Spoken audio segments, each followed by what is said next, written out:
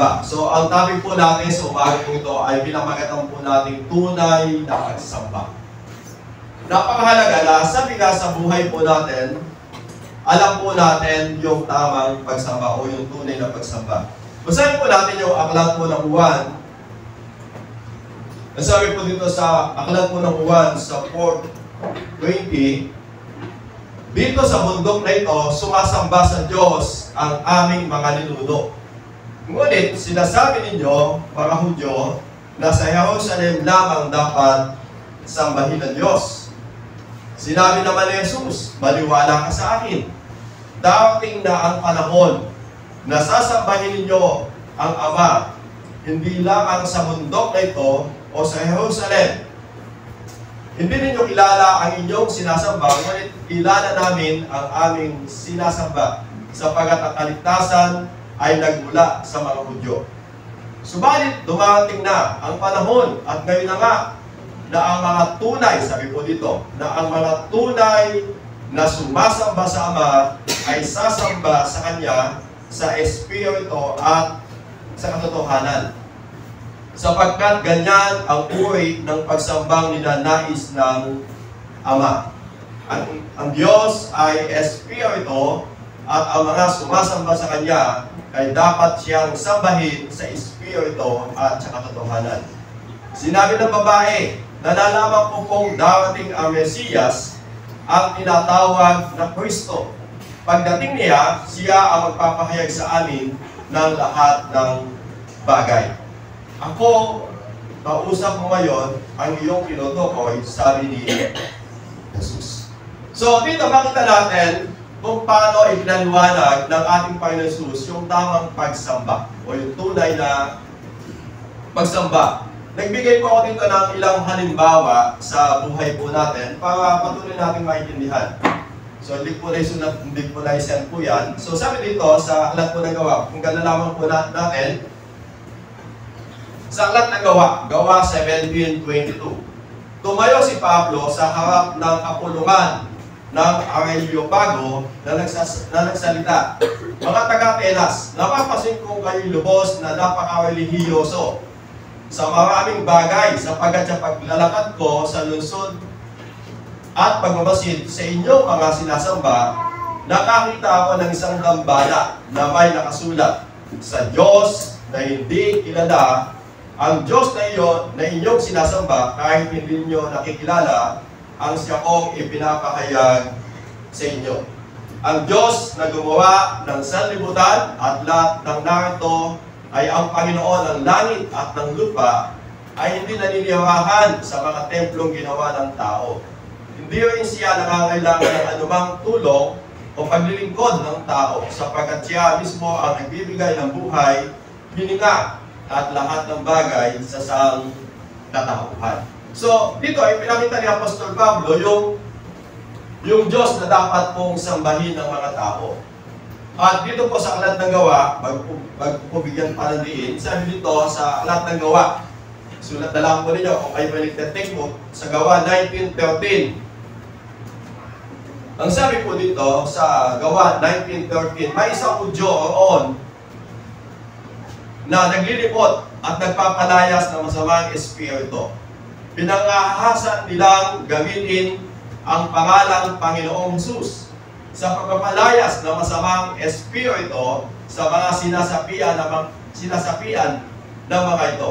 Sinabi nila, sa pangalan ni Jesus na ipinapangaral ni Pablo, inuutusan ko sa inyo, lumayas kayo. Kabilang na gumagawa nito ang mga pitong anak na lalaki ni Sceva, isang pinakapunong pari ng mga Hudyo. Subalit sinagot sila ng masamang espiritu. Kilala ko si Jesus at kilala ko rin si Pablo. Ngunit sino kayo? At sila'y nilundag ng lalaking sinasapian ng masamang espiritu. Tinalo silang lahat. Malubhang sinaktan, anupat hubad at sugatan silang tumakas sa bahay na iyon. So, ang gusto ko unang tingnan po natin, kilala mo ba ang Diyos na iyong sinasamba? So dito, pakita natin yung kwento doon sa binasa ko madaming mga tao, nung nabubuhay pa yung ating Panginoong Jesus, hindi nila kilala yung Diyos. Kung paano po dapat sambahin ang Diyos sa kanilang mga buhay. Kaya, mismo yung Panginoon, ipinaunawa niya, binasa po natin sa aklat po ng Juan, kung paano po natin dapat sambahin ang Diyos. At sa aklat din po ng Gawa, makita natin dito yung mga tao na naniniwala sa Diyos, pero hindi nila lubos ang kilala ang Diyos. Kaya sabi po ni Apostol Pablo, siya yung ipapakilala ko sa inyo. At sa aklat din po ng Gawa, makita natin yung masamang espiritu. Mabuti pa yung masamang espiritu. Kilala po yung ating Panginoong Jesus. Kayo, sino kayo? Sabi po ng masamang espiritu. Malungkot po nun dahil fake po sila na nagsasabing kilala nila si Jesus. Yung masamang espiritu, nilundag po sila. Kumbaga sa panahon po natin ngayon, sinapian po sila. Kaya may mga tao kung minsan sabi ko bilang mga, sinasabi na po natin tayo mga mananampalataya ng Diyos, kung minsan natatakot po tayo. Bakit po tayo natatakot? Dahil sa kakulangan po natin ng pagkakilala at pananampalataya sa ating Panginoon. Kaya kung minsan kapag may mga tao sinasaliban na masamang espiritu, hindi tayo makalapit. Baka ang iisip natin kasi baka lundagin ako. Kasi sabi po ng Bible, kilala po ng masamang espiritu kung sino ka at kung sino po yung ating Panginoong Jesus. So, ngayong umaga, tingnan po natin. Sa Bible, sa Lumang Tipan, punta po tayo sa Lumang Tipan. Mag-analyze po tayo. Sa Lumang Tipan, makita po natin dyan yung pangalang ginamit ng Diyos Ama. So tayo po, bilang mga mananampalataya ng Diyos, ang paniniwala po natin, meron po tayong Diyos Ama, Diyos Anak, at Espiritu Santo. So, tingnan po natin ito. Kasi sa ating kapanahunan ngayon, ang dami na pong mga lumalabas po na iba't ibang mga pagbabahagi po ng gospel. Yung iba, ang tinatawag pong oneness. Pag sinabing oneness, Jesus only. Walang Father, walang Holy Spirit. Meron naman pong tinatawag na God the Father lang. Diyos Ama lang. Wala pong si Jesus, hindi po siya Diyos. Tao lang. So, tayo, ibabalansin po natin yan. Titingnan po natin kung ano po talaga yung sinasabi ng Bible. Sa Old Testament, makita po natin dyan yung pangalang ginamit ng Diyos Ama. Kung ang Bible po ninyong binabasa ay malalim na Tagalog, ang mababasa po nyo doon ay Jehovah. Kasi yung pong King James Version. Pagka po sinabing King James, ang nakasulat po doon ay Jehovah. Pagka po ang binasa natin Bible ay mabuting balita, ang nakasulat po doon ay Yahweh. Yung Yahweh sa po Jehovah ay isa lang. Ang pagkakaiba lang po noon yung translation po ng Bible. Sa mga tao nagkukulang po ng kaunawaan, nag-aaway po sila. Sabi nila, basta kami ang Diyos namin, ang pangalan ay Jehovah. Basta kami ang pangalan ng Diyos namin ay Yahweh. So isa lang po sila. Isa lang po yun. Dalawa po yung naging pangalan. Kasi yung translation po ng Bible, yung malalim na Tagalog na King James, saka po yung Yahweh version na mabuting balita. Okay po kayo? Maliwanag po ba? Baka po makipag-away pa kayo kasi ang binabasa ng Bible ay malalim na Tagalog. Bakit ang nababasa ko dito? Ito po ba? Hindi. Pag dito nababasa ko Yahweh. Dapat alam po natin yung ginagamit po natin yung translation po ng mga Bible. Okay po ba yan mga kapatid? So sa Old Testament, pakita po natin dyan yung Jehovah.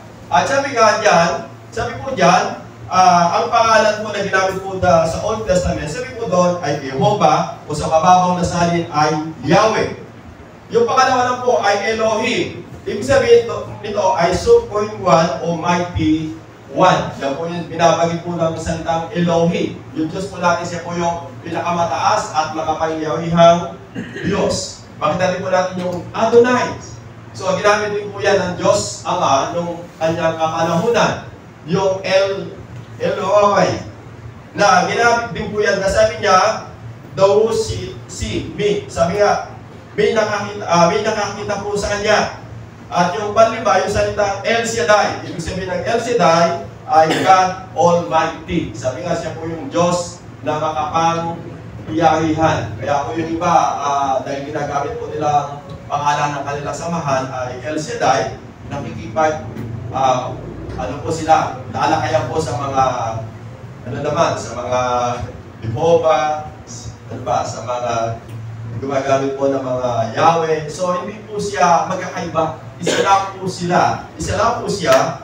Ginamit lamang po ito na pangalan ng Diyos Ama nung siya ay nung siya po ay nag-rule ng Old Testament. Ano pa? Yung Jehovah Rapha, ibig sabihin doon, ang Diyos ang dakilang manggagamot. Ano pa? Yung Jehovah Jireh, siya po yung Diyos na nag-provide ng ating mga pangangailangan. Yung Jehovah Shalom, siya po yung Diyos ng kapayapaan. At yung pong Yahweh, na ibig sabihin, ako nga. So, madami pa po mga pangalan na ginamit ng Diyos Ama sa Bible, sa Old Testament. Ang mahalaga lang, ito po ay maunawaan po natin at ang lahat ng pangalan ito ay tumutukoy sa ating Diyos Ama ng lumang tipan. Kaya kapag hindi ko naiintindihan ng mga tao, nagkakaroon po ng hindi pagkakaintindihan. So, maliwanag na makita natin na makilala natin talaga yung Diyos Ama sa kanyang ginamit na pangalan ng lumang tipan. Kaya sa bagong tipan, hindi na po natin makikita po yan. Kasi sa bagong tipan, ito na po yung panahon ng ating Panginoong Jesus. Sa Old Testament, na doon po yung pangunguna ng Diyos Ama, at sa bagong tipan, nandyan pa rin po siya. Kaya lang, ang naging sentro po ng kwento, walang iba kundi po yung ating Panginoong Jesus. So, tuloy po tayo sa New Testament.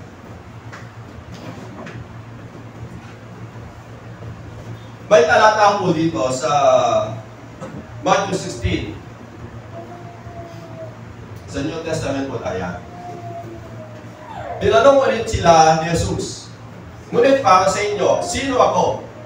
Sumagot si Simon Pedro, kayo po ang Kristo, ang anak ng Diyos na buhay.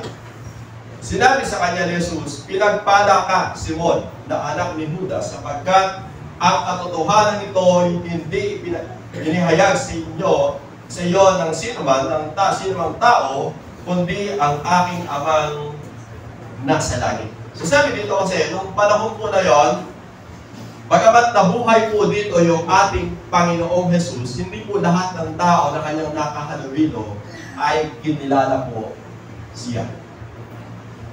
Hindi po lahat. Kaya po yung iba nga po, pinapako pa siya, di ba? At yung iba, inusig pa po yung ating Panginoon. Subalit, sa panahon po na yon, nakasama po niya si Simon, na walang iba kundi po si Apostol Pedro. Ang sabi po dito, tinanong ulit sila ni Jesus, ngunit para sa inyo, sino ako? Sumagot si Simon, Pedro, kayo po ang Kristo, ang anak ng Diyos na buhay. Ibig sabihin dito, sabi po ng ating kapatid na si Apostol Pedro, sabi niya, kayo po ang Kristo, ang anak ng Diyos. So si Jesus, siya po yung Son of God. Hindi po siya anak lamang po ng tao. Na ang paniniwala po ng iba, si Kristo ay tao lang. Pero pag po sinabing anak ng Diyos, 100% siya po ay Diyos. Amen. So, madali pong mathematic po yun. Sinabi sa kanya ni Jesus, pinagpala ka, Simon, na anak ni Jonas, sapagkat ang katotohanan ito ay hindi inihayag sa iyo ng sino mang tao, kundi ang aking amang nasa langit. So, ang nagpahayag sa buhay po ni Simon tungkol sa ating Panginoon Jesus, walang iba kundi yung ating Diyos amang nasa langit. So, napakaganda na maunawaan po natin yung sinasabi po ng Bible. At si Simon, sabi po ng Bible, napakapalad po kasi kilala ko si Jesus. Ganon din po sa ating kapanahunan ngayon, napakahalaga na kilala po natin yung ating Panginoong Jesus. Amen! Kasi kapag hindi mo kilala si Jesus at hindi mo alam kung sino si Jesus, maliligaw po tayo ng landas. Sa aklat din po ng Matthew chapter 1, sabi dito, magsisilang siya ng isang batang lalaki at Jesus ang ipapangalan mo sa sanggol sapagkat ililigtas niya ang kanyang bayan sa kanilang mga kasalanan. Yung pangalang Jesus, siya po yung ating tagapagligtas. Hindi po kaya iligtas ng tao yung kanyang kapwa-tao. Ang kaya magligtas sa tao, walang iba kundi yung Diyos na nagkakawang tao. Kasi napakahalaga na maliwanag po sa ating kaisipan, sa ating mga pangunawa kung paano po tayo dapat sumamba. Kasi kung ang paniniwala mo, si Jesus ay tao lang, so mali po yung ating pagsamba. O ang paniniwala mo, kagaya po ng iba na si Jesus ay maliit na Diyos, mali din po yung ating pagsamba. Hindi po siya maliit na Diyos. Siya po ay anak po ng Diyos. Amen! At sa buhay po ng mga tao, ito po yung kakulangan. At maging sa ating kapanahunan ngayon, madami po, sabi nga, hindi naniniwala ng lubusan sa ating Panginoong Jesus. Kaya madami pa pong mga tao ngayon ang hindi pa po lubusang mananampalataya po ng Diyos. At saka ikaw, dito sa Pilipinas, bagamat may kakulangan pa ng kaunti, subalit makita natin yung ipinapakilala na Panginoon na magliligtas sa tao, walang iba kundi po yung ating Panginoong Jesus. Kasi tayo po dito sa Pilipinas, kinikilala po natin yung Panginoong Jesus na siya po yung isinilang noong unang Pasko. Pangalawa, isineselebrate din po ng mga tao yung pong kamatayan na ginawa po ng ating Panginoong Jesus. So napakahalaga lang na sa puso mo, sa isip mo, kilala mo yung Panginoong Jesus sa iyong buhay. Amen! Kasi siya po yung ating tagapagligtas. Paano ka nililigtas? O paano ka maliligtas kung ikaw mismo hindi mo kilala yung iyong tagapagligtas? O bakit na sabihin, wala po tayong tamang relasyon sa ating Panginoong Jesus. At bakit napakaganda na maliwanag at maunawaan po natin? Kasi sa panahon po natin ngayon, ang dami na po nagkalat sa Facebook na mga nagbabahagi kung minsan mali na po yung kanilang ibinibigay na paliwanag. Yung po ba ang paliwanag nila? Kasi ito yung aking kaunawaan, ito yung aking alam. Hindi po nakabase kung ano po yung sinasabi ng salita ng Diyos. Dapat tayo, nakabase po tayo kung ano po yung sinasabi ng salita po ng Diyos. Amen! Dahil ang salita ng Diyos, ito po yung ating liwanag, tanglaw sa buhay upang patuloy natin makilala at maunawaan yung salita ng Diyos at makilala natin yung Diyos at yung Panginoon Jesus sa buhay po ng bawat isa po sa atin. At sa Bible, may ginamit pa rin po siyang isang pangalan. Sabi pa rin po sa Matthew 1:23. Nasabi po dyan, maglilihi ang isang berhen at magsisilang ang isang sanggol na lalaki at tatawagin itong Emmanuel. Ang kahulugan nito ay kasama natin ang Diyos. So, yung Emmanuel, walang iba kundi po si Jesus. Siya po yung, sabi nga, ang kahulugan lamang po nito ay kasama natin ang Diyos. Kaya yung Kristo, Jesus, Emmanuel, Messiah, so isa lamang po siya. Kaya lang, yung iba po ay nagtatalpa. Subalit, napakahalaga bilang mga mananampalataya ng Diyos, alam natin kung ano yung sinasabi po ng salita po ng Diyos. At sa ating kapanahunan, kung titignan po natin yung buhay po ng ating Panginoon Jesus, siya po yung Diyos na nagkatawang tao. At kung bakit siya nagkatawang tao, upang iligtas po yung mga tao na nilikha ng Diyos na nagkasala mula po ng panahon ni Adan at saka po ni Eva. Subalit hindi po siya nanatiling tao. Sabi ng Bible, nung siya po ay namatay, pagkaraan po ng ikatlong araw, siya po ay muling nabuhay. At kung titignan natin, nung nabuhay po yung ating Panginoong Jesus, ang sabi ng Bible, napakita pa po siya sa kanyang mga alagad. Noong panahon po na yun, doon po sa John chapter 20, nagpakita po siya sa kanyang mga alagad. At sabi po ng Panginoon, tingnan nyo kayo, yung aking butas ng kamay, yung butas ng aking tagiliwan. Kaya lang, nagkataon, wala po si Tomas.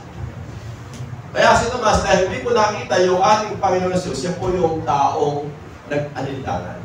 Kaya kung minsan yung tao, kung bakit nag-aalilangan, kasi hindi pa po niya lubusang kilala yung ating Panginoong Jesus. So, basahin ko po para hindi po magkamali sa aklat po ng John chapter 20, na makita po natin dito si Tomas mismo ay nanampalataya sa ating Panginoong Jesus. Sabi niya sa John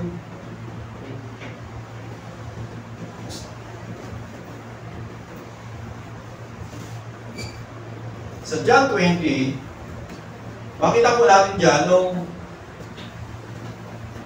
ang kwento, nung po ang Panginoon Jesus ay muli na po siyang nabuhay.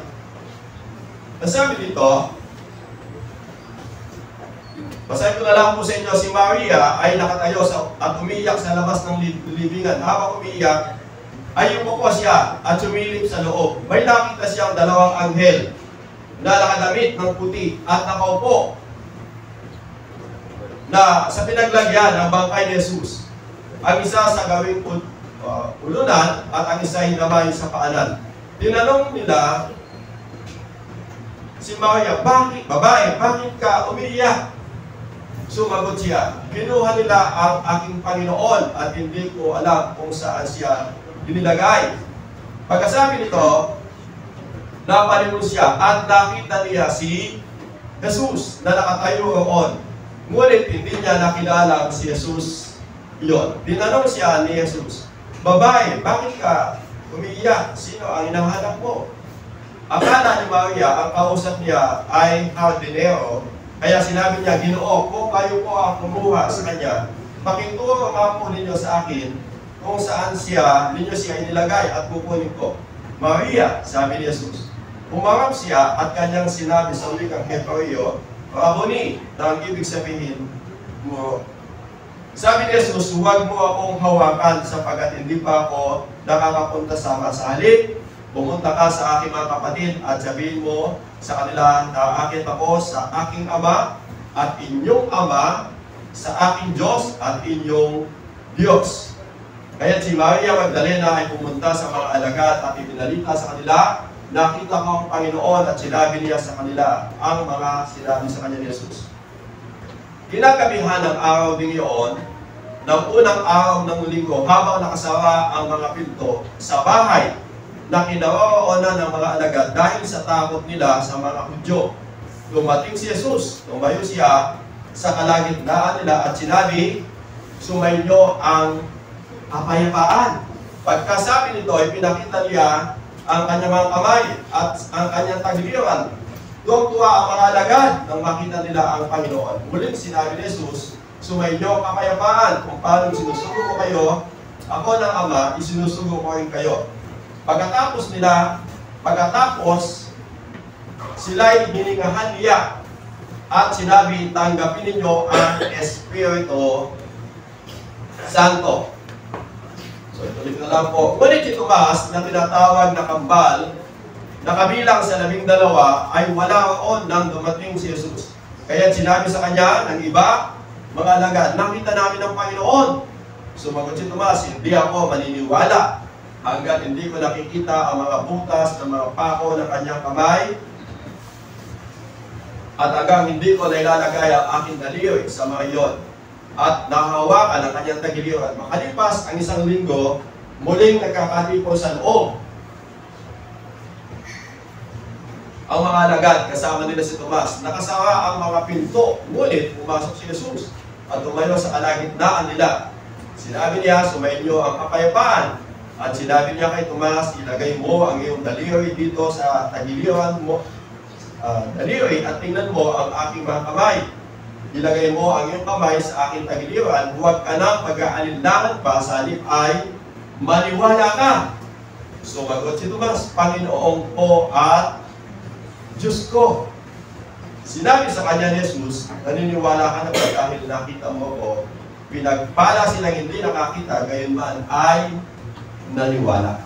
So dito, ipinapakita ko lang po sa inyo na yung Panginoon, Jesus, hindi lamang po siya tao. Kasi nagkatawang tao po siya. Kundi pagkaan ng ikatlong araw, siya po ay muling nabuhay. Kasi Diyos po siya. Hindi siya tao lang. At nung napasin po nyo yung kwento, 2 beses, ang sabi dito, nakapilit po yung pinto. Pumasok po yung ating Panginoon. Meron po bang tao na, siyempre, pagkatao ka, nagsawa yung pinto, makakapasok ka ba, makakalusot ka ba doon? Hindi. Pero kapag Espiritu ka, Diyos ka, makakapasok ka. So, napakaganda na kilala po natin si Jesus. Kilala mo yung Diyos Ama, kilala mo yung Diyos Anak. At mismo, yung ating Panginoon Jesus, ang sabi niya kay Tomas, at sinabi kay Tomas, ilagay mo ang iyong daliri dito at tingnan mo ang aking mga kamay. Ilagay mo ang iyong kamay sa aking tagiliran. Huwag ka nang mag-aalinlangan pa. Sa halip ay maniwala ka. So, alam niyo po, napakalaga sa buhay po natin. Huwag po tayong mag-alinlangan sa ating Panginoong Jesus. Kaya sabi dito ni Tomas, Panginoon po at Diyos. So, sa ibang mga tao, sabi po nila, nabigla lang daw po si Tomas. Sa Bible, wala pong nabibigla. Kung ano yung nasulat sa Bible, yun po yung totoo at tama. Ang Panginoon at Diyos na nagkatawang tao.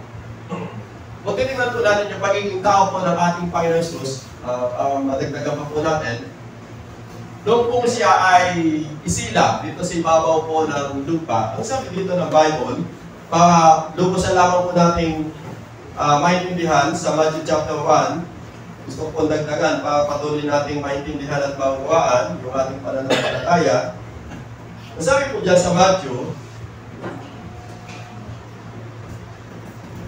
ang sabi po dyan sa Matthew 18, ito ang naganap ng ipanganak si Jesucristo. Si Maria na kanyang ina at Jose ay nakatakda ng magpakasal. Ngunit bago sila makasal, nagdadalang tao na si Maria sa pamamagitan ng kapangyarihan ng Espiritu Santo. Hindi, sabi nga, yung pagkapanganak po kay Jesus, hindi dahil sa kagagawan po ng tao, kundi sabi po dito, sa pamamagitan ng kapangyarihan ng Espiritu Santo. At ang sabi nga ng Bible, yung God ay Spirit.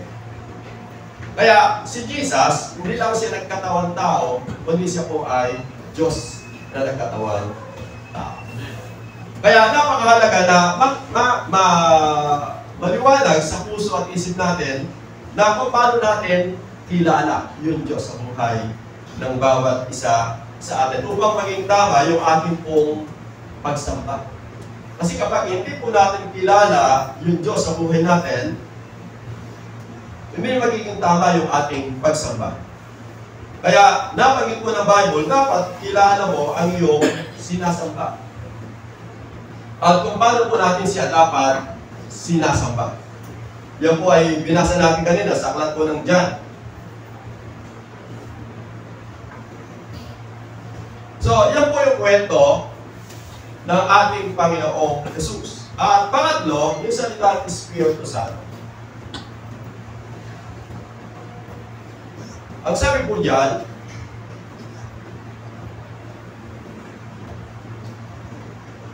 sa aklat po ng Juan, dyan, sinabi ko na sa inyo, ang mga bagay nito habang kasama pa ninyo ako. Ito ang nagsasalita po dito, walang iba kundi po yung Panginoon Jesus.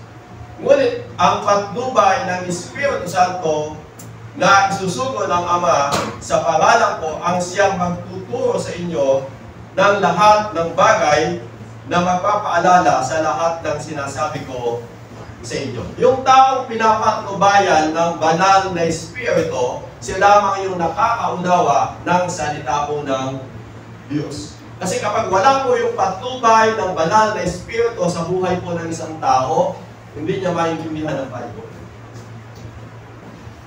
Kasi nung aakit na po yung ating Panginoon Jesus doon sa langit, isinugo po ng Diyos Ama yung kanyang banal na Espiritu. Ang sabi po dito ng Bible, ang siyang magtuturo sa inyo ng lahat ng bagay at magpapaalala ng lahat ng sinasabi ko sa inyo. Kaya mapapansin natin, yung mga tao pinapatnubayan ng Espiritu Santo, naintindihan po yung salita ng Diyos. Maliwanag na pumapasok sa ating kaisipan.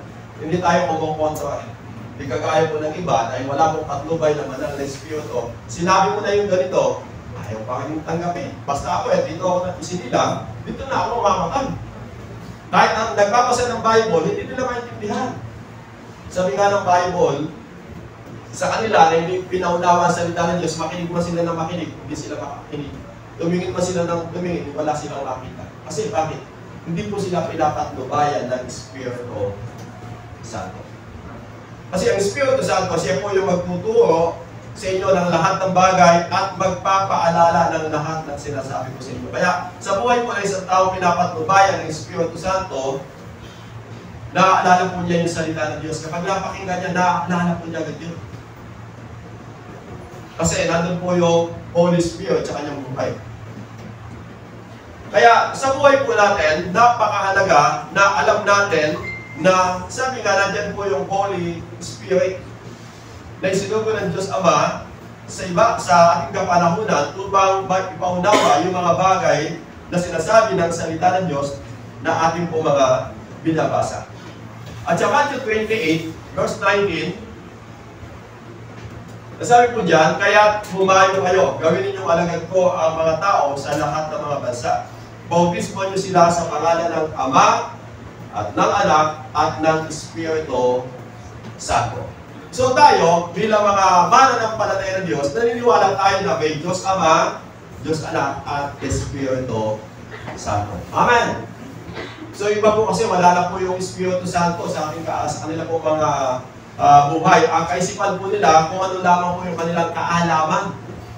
Kaya may mga tao po naliligaw po ng kanilang paniniwala at pananampalataya. Subalit kapag nandiyan po yung Holy Spirit sa buhay natin, siya po yung magpapaunawa po sa atin ng mga kalooban ng Diyos na dapat po natin gawin at paunawaan bilang isang mananampalataya po ng Diyos. Yung iba po kasi ang ginagamit na lang ay katalinuhan. Kasi madami pong mga tao matatalino, kaya na po minsan, naliligaw pa rin po sila ng landas dahil hindi po sila pinapatnubayan ng banal na Spirit. Kaya po dahil po mga sinasabi po nila ay pag si Pastor, naligaw na landas kasi hindi na po siya pinatnubayan ng banal na Spirit. Sa Bible, makita natin, patuloy tayo maging ulat. Sa Bible, nung panahon po ni Saul, nung una, pinapatnubayan po siya ng banal na Spirit. Subalit nung siya po ay, mula po nung siya ay nananganak po sa kanyang buhay bilang isang king ng bansang Israel at sa kanyang kalakasan, at sumuway na po siya sa Diyos, alam niyo po yung banal na Espiritu ay umalis po kay Saul. At ang sabi ng Bible, ito po ay ipinadala po niya kay David. So sa buhay po ng tao, kapag pinapatnubayan po siya ng banal na Espiritu, patuloy po siya lalakad at mamubuhay sa ayon sa kalooban po ng Diyos. Kaya ang Bible ay laging nagsasabi na patnubayan po tayo ng banal na Espiritu. Sa Aklat po ng Gawa, makikita po natin dito yung mga alagad. Sa Aklat po ng Gawa 4:31, pagkatapos nilang manalangin, nayanig ang kanilang pinagtitipunan, silang lahat ay napuspos ng Espiritu Santo at buong tapang na nangaral ng salita ng Diyos. Yung mga tao, kapag puspos ng banal na Espiritu, talagang matapang magsiyaw ng gospel. Kasi yung Holy Spirit, siya po yung kumikilo sa kanyang buhay upang gawin niya kung ano yung ipinapagawa ng Diyos sa kanyang buhay. Pero kapag hindi po napuspos yung isang tao ng banal na Espiritu, o hindi kumikilos yung banal na Espiritu sa buhay ng isang tao, nandun po na hindi po siya makagawa. At masunod kung ano yung kalooban po ng Diyos sa kanya pong buhay. Lalo na po sa ating kapanahunan po ngayon. Kapag po yung tao hindi na po lagi nakikinig ng salita ng Diyos, hindi na po nagbabasa ng salita ng Diyos, kung minsan, nanghihina po yung kanyang Espiritu. At ang sabi ng Bible, magsipanalangin kayo, huwag kayong madaig ng tukso. Ang Espiritu ay may ibig, ngunit mahina ang laman. So, sabi nga, nandiyan po yung Holy Spirit na nagkukumbig sa buhay natin upang tayo lumakad at mamuhay sa ayon sa kalooban ng Diyos. Pero kapag hindi po tayo, sabi nga nananalangin, hindi po tayo nagbabasa o nakikinig ng salita ng Diyos, yung kapuspusan po ng banal na Espiritu sa buhay natin ay hindi po nagaganap upang tayo po ay makapamuhay at lumakad sa ayon sa kalooban po ng Diyos. Kaya sa buhay po natin, napakahalaga na kilalanin po natin yung banal na Espiritu. Kaya kung tayo po'y nananalangin, di ba, lagi natin sinasabi Diyos Ama, sa pangalan ni Jesus, at yung patnubay ng iyong banal na Espiritu, patuloy na pangunahan po, Diyos, yung buhay ng bawat isa po sa atin. So, kinikilala po natin yung Diyos Ama, Diyos Anak, at Espiritu Santo. Kasi sila po yung kumikilos sa buhay po ng bawat isa po sa atin. At si Apostol Pablo, may binanggit po siya dito, pagkapitin na po naisiyan po dyan, sabi dito, sa 1 Corinthians 12:4, sabi niya dito, sa 1 Corinthians 12:4, iba't iba ang spiritual na kaloob, ngunit isa lamang ang espiritong nagkakaloob ng mga ito, iba't ibang kawaan ng paglilingkod, ngunit isa lamang ang Panginoon na pinaglilingkuran, iba't iba ang gawain, ngunit isa ang Diyos na kumikilos sa mga taong gumagawa ng mga Diyos. So sabi nga, nandiyan po yung Diyos, nandiyan po yung Panginoon, nandiyan po yung Espiritu na kumikilos sa buhay po ng isang tao. Kaya napakaganda na maintindihan po natin, kapag po yung mga tao ay totoong kilala yung Diyos at nananaan po yung Diyos sa kanilang pong buhay, tiyak na nandun po yung pagkakaisa.